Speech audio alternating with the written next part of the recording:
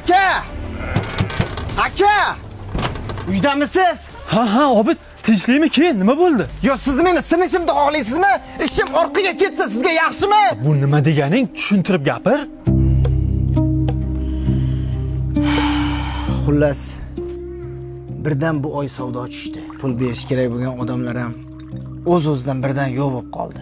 Xo'p, lekin meni nima aybim bor? O'tgan safar ishchilardan pul chiqarib yubordim.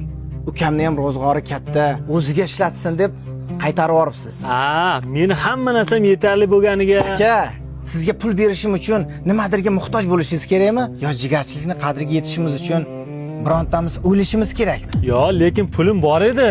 Amaki qo'shimizda o'g'lidachi katta veli bor. Menga ham katta veli olib bering. Jiyam, men hozir ishga ketishim kerak. Velikni senga dadang olib beradi, bo'ptimi? Dadam puli yo'q, olib berolmaydilar. To'xta, voy esim qursin. Aka, mana bu oygi biznesdan ulushingiz.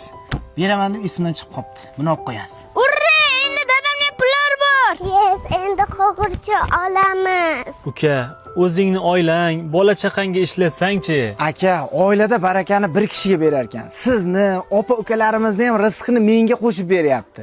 Aytganday, bu opamniki, bu ukamniki. Ularga ham siz berib qo'yasiz. Siz bersangiz boshqacha bo'ladi. Ukajon, joning omon bo'lsin. Ja, o'ylamang.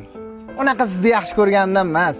Pul topayotgan odam aka-ukalarga ziqnalik qilib bermasa, barakani undan olib oiladagi boshqa birontasiga berar ekan. Barakam o'zimdan ketib qolmasin deb beryapman. Bo'pti.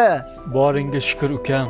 Kichkinaligida bir mayizni bo'lib yegan aka-uka, opa-singillarni ulg'ayganda dunyoni bor boyligi ham ularni jigarchiligini uzolmasin deganlar bitta like bosib qo'yamiz. Aka, uka, aziz opa, singillarim